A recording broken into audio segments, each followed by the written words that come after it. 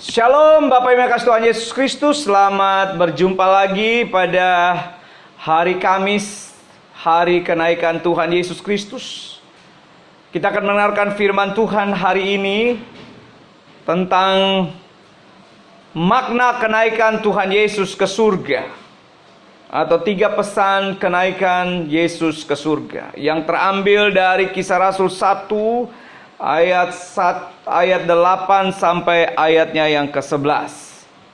Sebelum lebih jauh, mari kita berdoa sebelumnya. Tuhan, kami bersyukur pagi ini kami boleh mendengarkan firman Allah di hari kenaikan Tuhan Yesus. Kami memuji Tuhan karena kesempatan kami untuk mendengarkan firman Allah tengah-tengah pandemi COVID-19 ini. Tuhan, terima kasih, berikan kami pengertian, pemahaman yang rohani untuk kami mengerti, memahami firman-Mu pada saat ini. Dalam nama Yesus, urapi hamba-Mu yang terbatas, berkata-katalah melalui Dia untuk semua kami yang mendengarkan khotbah ini atau firman Tuhan hari ini. Dalam nama Tuhan Yesus kami berdoa, amin.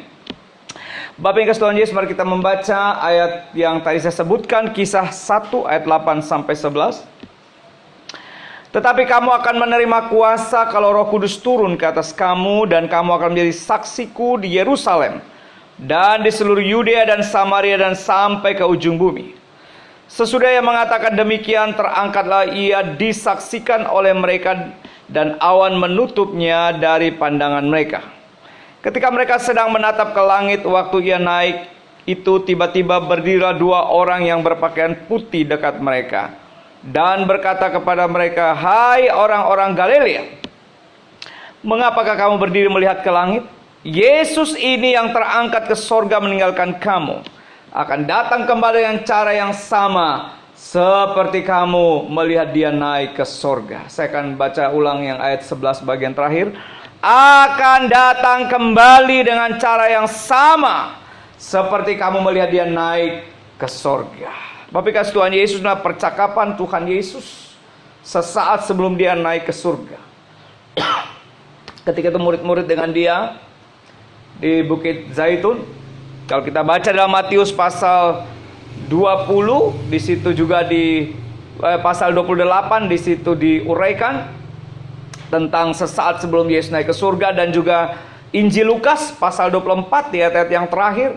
Dan di sini penulis Lukas menjelaskan kembali dalam Kisah Rasul pasal 1 ayat 8 sampai ayatnya yang ke-11 ini. Dan ini sangat menarik Bapak yang kasih Tuhan Yesus Kristus. Sesudah pertanyaan murid-muridnya, maukah engkau memberikan kerajaan bagi Israel?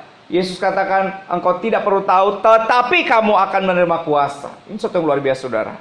Mari kita melihat 3 hal yang mau kita renungkan di dalam teks ini. Yang pertama adalah kita lihat apa pesan atau apa makna kenaikan yang pertama ini. Tadi saya sudah mengulang di ayat 11 bagian terakhir, itu adalah Yesus atau Tuhan Yesus akan datang kembali. Tuhan Yesus akan datang segera. Yesus akan datang kembali. Perhatikan kalimatnya, akan datang kembali dengan cara yang sama seperti kamu melihat dia naik ke surga. Bapak Ibu yang kasih Tuhan Yesus Kristus, sekarang kita ini ada di masa yang namanya intermediate atau masa penantian antara kedatangan pertama dan kedatangan kedua. Kita sekarang ada di tengah. Nah, selama masa penantian ini, Bapak Ibu, apa yang harus kita buat sebagai umat Tuhan atau orang percaya? Bapak Ibu kasih Tuhan Yesus, yang pertama yang harus kita buat di masa penantian ini adalah kita harus hidup kudus.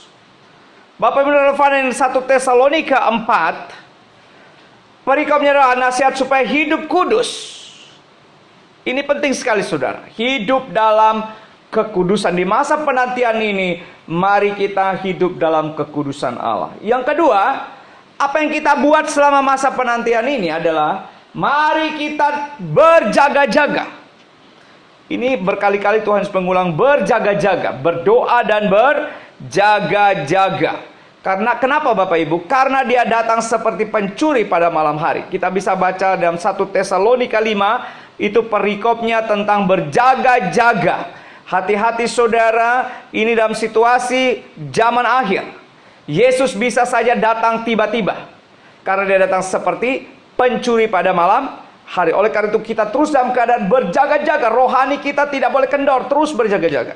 Yang ketiga yang harus kita kerjakan apa? Itulah di ayat 8 tadi. Mengerjakan tugas misi atau menjadi saksiku. Menjadi saksi Tuhan Yesus.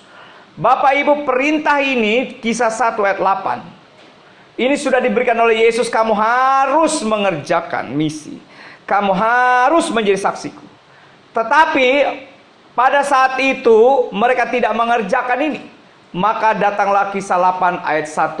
Terjadilah penganiayaan di Yerusalem. Baru mereka pergi terpencar untuk mengerjakan misi ini. Dan Bapak Ibu, sampai hari ini misi harus kita kerjakan karena belum selesai. Salah satu tanda terakhir Yesus akan datang adalah ketika Injil sampai ke segala bangsa, segala suku bangsa mendengar Injil. Dalam Matius 25 ayat 14. 24 ayat 14 dikatakan Injil kerajaan sorga harus diberitakan ke seluruh dunia, baru tiba kesudahannya. Bapak Ibu, sampai hari ini Injil masih terus diberitakan. 16.000 suku bangsa itu harus mendengar Injil. Harus mendengar Injil. Dan ini satu yang luar biasa, saudara. Injil harus terus dikerjakan sampai selesai. Baru kemudian Yesus datang. Itu yang kita kerjakan 3 hal ini, saudara. Bapak kasih Tuhan Yesus Kristus. Tuhan Yesus akan datang segera. Dan dalam masa penantian itu kita harus hidup dalam kekudusan, kita berjaga-jaga, kita mengerjakan tugas misi. Yang kedua adalah, Bapak Ibu perhatikan kalimat malaikat ini luar biasa. Dan berkata kepada mereka, hai orang-orang Galilea, mengapa kamu berdiri melihat ke langit? Murid-murid begitu terpesona. Sesuatu yang luar biasa, spektakuler yang mereka lihat, mereka terus terkagum-kagum. Malaikat memperingatkan, mengapa kamu terus melihat ke langit? Kamu masih punya tugas. Jangan pernah berhenti mencari Tuhan. Hai orang Galilea. Saudara, ini menarik sekali, saudara. Kata Galilea di sini dipakai. Galilea sendiri itu memiliki arti revolution of the wheel. Itu artinya roda yang berputar, yang tidak pernah berhenti. Malaikat Tuhan ingatkan kita, bahkan menekankan, hai orang-orang Galilea. Orang-orang Galilea adalah orang-orang yang akan bertemu dengan Tuhan Yesus Kristus, yang tidak pernah berhenti mencari Tuhan, tidak pernah berhenti hidup kudus, tidak pernah berhenti untuk berdoa, tidak pernah berhenti berpengharapan. Karena di dalam Tuhan pengharapan tidak pernah mengecewakan. Itulah orang-orang Galilea, orang-orang yang terus-menerus mencari Tuhan. Hai orang-orang Galilea. Bapak yang kasih Tuhan Yesus Kristus, waktu Tuhan Yesus menampakkan diri kepada 2 orang murid Yesus, yaitu Kleopas dan murid yang satu lagi memang tidak ditulis namanya. Tapi menurut sejarawan, murid tersebut itu adalah Lukas itu sendiri. Lukas sendiri yang bertemu dengan Yesus saat itu. Ya, makanya Kleopas, tapi yang tadi tidak disebutkan itu menurut sejarawan dikatakan itu adalah Lukas. Mereka berjalan dari Yerusalem ke Emmaus. Saudara, perjalanan yang menurun karena ketinggian Emmaus itu lebih rendah daripada Yerusalem yang 800 meter atas permukaan laut. Ketika mereka sedang berjalan menurun, tiba-tiba Tuhan Yesus ada di tengah-tengah mereka. Mereka tidak menyadari siapa dia. Mereka bercakap-cakap dan heran bahwa Yesus tidak tahu apa yang terjadi belakangan ini. Saudara, orang yang berhenti mencari Tuhan, maka dia akan berhenti dalam pengharapan dan akan mengalami keputusasaan. Sebab Emmaus itu berbicara keputusasaan. Kedua murid berjalan menurun. Waktu saudara dalam keputusasaan lalu berhenti berpengharapan, berhenti berdoa, berhenti berpuasa, berhenti membaca firman Tuhan, berhenti melakukan kebenaran, berhenti melakukan kebenaran firman Tuhan, maka saudara sedang berjalan menurun. Kerohanian saudara sedang berjalan menurun. Tapi ketika umat Tuhan tidak mau berjalan menurun, semakin hari semakin bertambah di dalam Tuhan. Untuk itu jangan pernah berhenti mencari Tuhan. Jangan pernah berhenti membaca Alkitab. Jangan pernah berhenti. Tetap berdoa. Terus berjalan naik. Tuhan pasti akan menolong kita. Bapak Ibu, dalam Mazmur dikatakan semakin hari mereka semakin kuat berjalan menuju rumah Tuhan. Kita semakin kuat di dalam Tuhan di masa penantian kita akan kedatangan Yesus yang kedua kali ini, saudara. Itu yang sedang kita nantikan. Dia sudah naik ke sorga dan dia akan datang, itu janjinya. Oleh karena itu Bapak Ibu, selain Galilea berbicara mengenai orang yang tidak pernah berhenti mencari Tuhan, Galilea juga berbicara mengenai orang-orang yang sederhana. Kalau saudara pergi ke Galilea, itu selalu dijual tempelan dinding gambaran Danau Galilea yang menunjukkan mujizat-mujizat yang Tuhan lakukan 2000 tahun yang lalu. Itu ternyata 70% mujizat Tuhan itu terjadi di daerah Galilea. Kenapa saudara? Galilea berbicara mengenai orang yang rendah hati dan orang sederhana. Waktu saudara rendah hati, waktu saudara hidup sederhana, rendah hati hadapan Tuhan, maka mujizat Tuhan akan terjadi dalam hidup saudara. Waktu kita merasa kuat, kita sombong, merasa benar dan mampu, maka mujizat Tuhan tidak akan pernah terjadi untuk kita. Bapak kasih Tuhan Yesus Kristus, waktu kita merendahkan diri, hati kita hadapan Tuhan, maka mujizat Tuhan justru terjadi dalam hidup saudara. Galilea berbicara bahwa kita harus terus-menerus cari Tuhan dan mengenai orang yang rendah hati dan selalu rendah hati, mencari Tuhan dan rendah hati. Saudara, firman Tuhan katakan bagi orang rendah hati ini luar biasa. Dalam Yesaya 55 ayat 6 dikatakan dan 7, carilah Tuhan selama ia berkenan ditemui, berserulah kepadanya selama ia dekat. Baiklah orang fasik meninggalkan jalannya dan orang jahat meninggalkan rancangannya. Baiklah kembali kepada Tuhan, maka Tuhan akan mengasihaninya. Dan kepada Allah kita, sebab ia memberi pengampunan dengan limpahnya. Saudara, ini sesuatu yang luar biasa. Jangan berhenti berdoa, membaca Alkitab, dan kita tidak boleh kehilangan pengharapan kita. Roma 12 ayat 11 katakan, jangan hendaknya kerajinanmu kendor, biarlah rohmu menyala-nyala dan layanilah Tuhan. Bersukacitalah dalam pengharapan, sabarlah dalam kesesakan, dan bertekunlah dalam doa. Itulah pesan yang kedua dari teks yang kita baca ini, saudara. Pertama tadi Tuhan segera datang, yang kedua jangan pernah berhenti mencari Tuhan. Istilah hai orang-orang Galilea, orang-orang yang rendah hati, orang-orang yang terus mencari Tuhan. Yang ketiga, Bapak Ibu kasih Tuhan Yesus, perhatikan waktu Yesus naik ke surga, kemudian dia berjanji, sebelum dia naik ke surga dia berjanji dia akan mengirimkan apa? Seorang penolong. Kenaikan Yesus ke surga supaya penolong itu diberikan kepada kita. Itulah rohnya yang kudus. Itulah roh yang masuk dalam hati kita. Nanti kita akan pada hari Pentakosta. Itulah roh kudus yang terus mendampingi kita, menemani kita. Itulah roh yang Tuhan yang masuk dalam hati kita. Itulah rohnya. Tuhan sendiri berjanji dia memberikan kita seorang penolong. Tujuan untuk apa? Untuk menolong dan menghibur kita.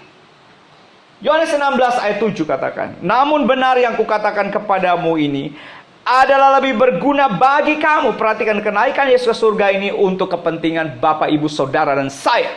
Untuk kepentingan kita. Dalam Yohanes 14 katakan, dia pergi menyediakan tempat di surga. Bukan itu saja saudara, dia berjanji, dia memberikan penolong. Selama engkau hidup di dunia, dia terus menolong engkau.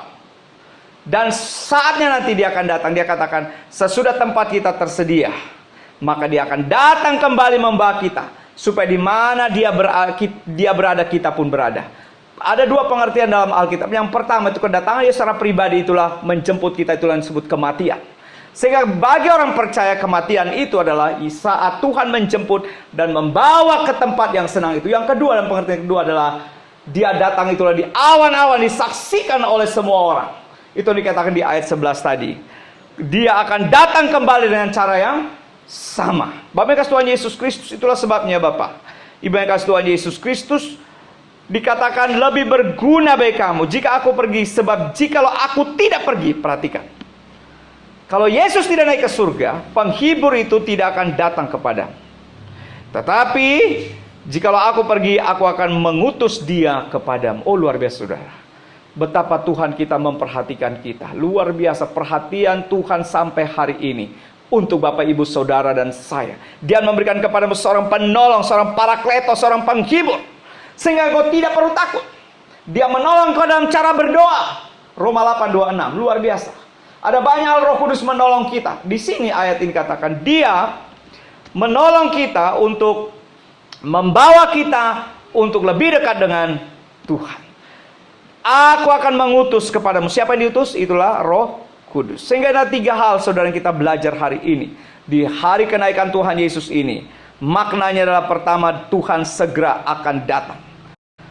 Jangan pernah berhenti mencari Tuhan. Yang ketiga, Tuhan memberikan kita seorang penolong. Sehingga firman Tuhan ini, kesimpulan mari kita lihat. Firman Tuhan berkata Yohanes 14 ayat 6. Kita perlu penolong, yaitu Roh Kudus. Bapak Ibu, tanpa Roh Kudus kita tidak dapat melakukan apa yang Tuhan perintahkan dalam hidup kita. Tanpa Roh Kudus kita tidak akan pernah mengerti kebenaran firman Tuhan. Kita tidak mungkin menjadi pelaku firman Tuhan. Kita tidak akan bisa hidup kudus. Kita tidak akan bisa hidup sungguh-sungguh di dalam Tuhan. Kita tidak akan pernah bisa berjaga-jaga menantikan kedatangan Tuhan Yesus menjemput gerejanya. Kalau Roh Kudus ada, maka dia akan menginsafkan kita akan dosa kita. Yang kedua, mengingatkan saudara dan saya akan dosa dan pelanggaran. Dan Roh Kudus akan membawa kita kepada seluruh kebenaran. Kita bisa berjalan kebenaran Allah karena kita dituntun oleh Roh Kudus. Itulah saudaraku, luar biasa makna kenaikan Tuhan Yesus ini, supaya Roh Kudus diberikan kepada Bapak Ibu dan saudara dan saya. Dan mari kita kedapatan hidup terus berjaga-jaga di hadapan Tuhan. Kita mencari Tuhan dan jangan pernah berhenti mencari Tuhan sampai Dia menjemput kita. Kita tetap kedapatan kudus, kedapatan berjaga-jaga, dan kedapatan mengerjakan tugas misi itu sampai ke ujung bumi, dari Yerusalem, Yudea, Samaria sampai ujung bumi. Amin. Tuhan Yesus memberkati kita semua. Mari kita berdoa. Bapa, kami bersyukur untuk firman Allah yang singkat sederhana ini, yang hamba sudah sampaikan. Tuhan memberkati supaya kami semua boleh melakukan firman Allah. Kami bersyukur karena Engkau naik ke sorga. Itu untuk kepentingan kami. Engkau menjadi syafaat kami di sorga. Engkau duduk sebelah kanan Allah Bapa. Dan luar biasa, Engkau pergi menyediakan tempat untuk kami di sorga. Dan Engkau pergi supaya penolong itu bisa dikirim kepada kami. Luar biasa Tuhan. Engkau yang menuntun hidup kami di hari-hari ke depan ini Tuhan. Terima kasih, berkati firman-Mu, berkati kami yang sudah mendengarnya, dan biar kami hidup dalam kebenaran ini. Terpujilah Tuhan, mulai firman Tuhan ini kami yang lemah dikuatkan, kami yang sakit disembuhkan, kami yang terikat dilepaskan. Terpujilah Tuhan, di dalam nama Yesus kami berdoa. Haleluya. Amin. Bapak yang kasih Tuhan Yesus, mari kita menutup ibadah kita pada hari Kamis, hari kenaikan Tuhan Yesus Kristus. Mari kita berdoa. Tuhan Yesus, kami bersyukur hari ini kami bisa merayakan hari kenaikan-Mu di tengah-tengah situasi pandemi COVID-19 ini. Kami bersyukur firman Allah menghibur, menguatkan, mengokohkan kami, untuk kami tidak boleh berhenti berpengharapan kepada Engkau. Kami bersyukur karena ada Roh Kudus di dalam diri kami. Itulah yang menopang kami, mengokohkan dan menguatkan kami, menghibur kami yang lemah, menguatkan kami yang lemah Tuhan. Bahkan yang sakit Engkau sembuhkan kami. Terpujilah Tuhan Yesus. Nah, doa kami kepada Engkau, Bapak Ibu, arahkan hatimu kepada Tuhan Yesus. Di dalam firman Engkau dengarkan hari ini, jadilah berkat dimanapun Tuhan taruh Engkau, dan terimalah berkatnya. Anugerah dari Allah Bapa, kasih karunia Tuhan Yesus Kristus, persekutuan Allah Roh Kudus turun menyertai kita sekalian mulai hari ini sampai Maranatha, Tuhan Yesus datang kembali. Haleluya. Amin. Amin. Tuhan Yesus memberkati kita semua. Selamat hari kenaikan. Tuhan Yesus memberkati. Saatnya hidup.